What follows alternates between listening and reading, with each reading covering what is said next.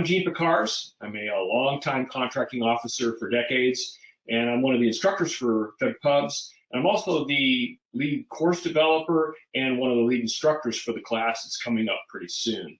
So let's talk very briefly about what we're going to do in this class.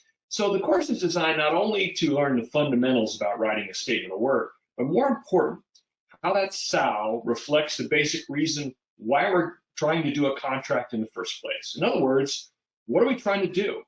That can be virtually anything, from janitorial services to building aircraft, satellites, and everything in between.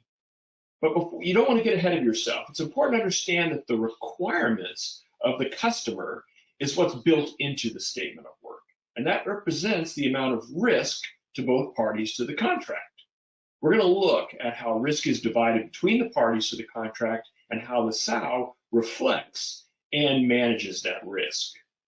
In addition, we're going to look at actual statements of work, some of them from sam.gov, some of them from other sources, and evaluate them to look at what are the gray areas in this SOW?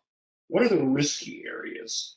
And do we even perhaps want to bid or no bid this requirement entirely? We're going to also look at what goes into a well-written statement of work. To demonstrate the various concepts around evaluating and building a SOW, we're going to have multiple hands-on exercises to illustrate all the concepts we're presenting. So it's going to give you a well-rounded education experience of really understanding what you need to do when you're trying to formulate a statement of work, and also when you're evaluating a statement of work to then flow down to potential vendors as contractors. So let's talk about very briefly who needs to take this course. Basically, anyone involved in any acquisition should really kind of take it. Engineers or technical leads are largely responsible for evaluating statements of work and for developing the tailored statements of work that are flowed down.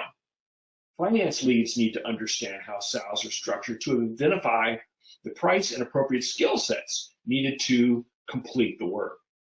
Contract managers obviously need to understand SOWs because they're the ones who are going to have to negotiate and administer the contract once awarded and understand how the various contract types affect how the contract administration is going to be orchestrated. And of course, lastly, what are the terms and conditions of the contract and how that affects the risk when you take into account the statement of work. And lastly, business development capture teams need to learn how to build a proposal using the statement of work as the framework to identify what work needs to be done, how a work breakdown structure needs to be developed, and how to price that work for a winning proposal.